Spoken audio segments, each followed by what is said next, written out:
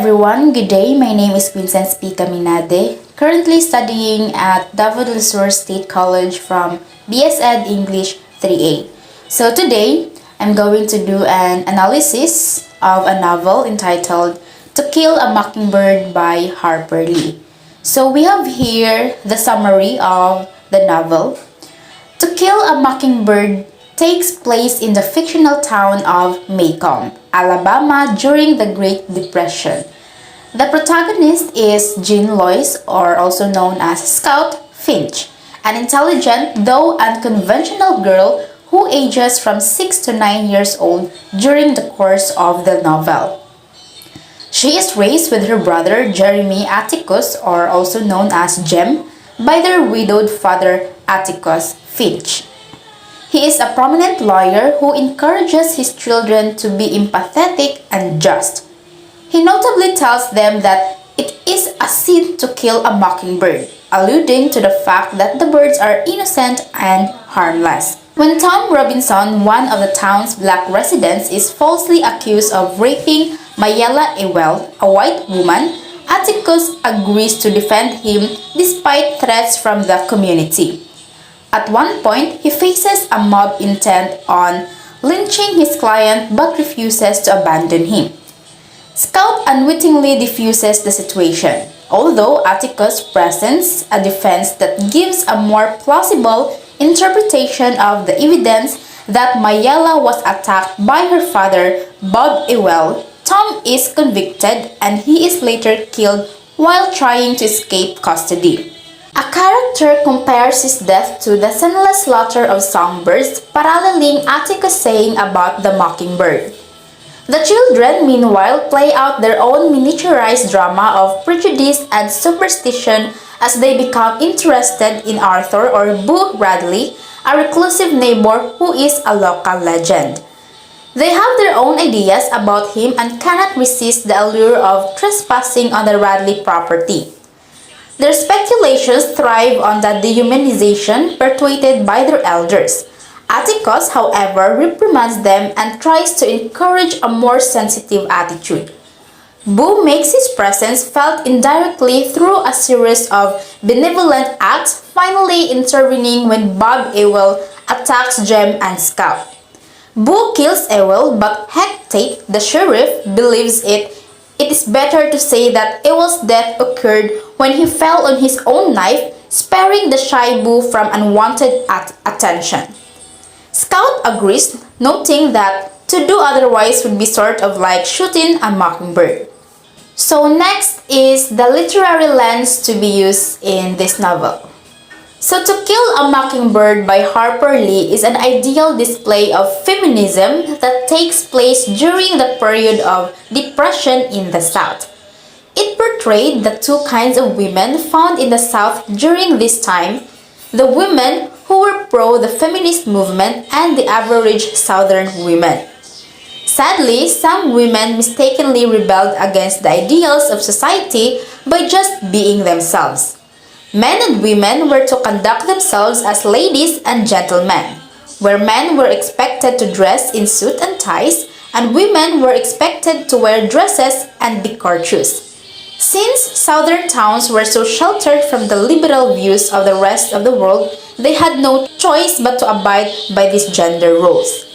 Next is the three texts as evidence for analysis with substantial arguments from cited sources. So first, we have here, "This time, I split my knuckle to the bone on his front teeth. My left impaired, I sailed in with my right, but not for long. Uncle Jack pinned my arms to my sides and said, 'Stand still,' by Lee 43. So this is the first example. So the explanation for this evidence and how it relates to feminist theory.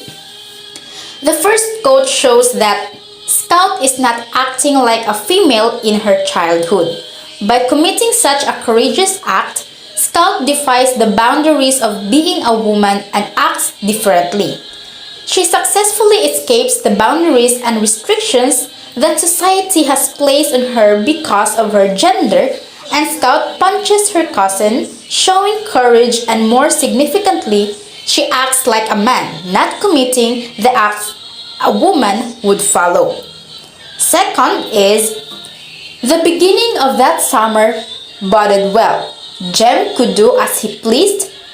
Calpurnia would do until Dill came. She seemed glad to see me when I appeared in the kitchen, and by watching her, I began to think there was some skill involved in being a girl. By Lee 154. So the explanation for this quote is, in this occurrence, Scout seems impressed by Calpurnia for working so hard in the kitchen. However, Scout doesn't expect such good actions from a woman as it is implanted in her mind due to society that men are superior to women and women are of no value. That is because she is at a point in her childhood in which she is so gullible, so she is highly influenced by what she sees and hears in society. Because of this, she perceives women to be of a low value, and thus she is quite impressed when Calpurnia works hard and respectably for the children.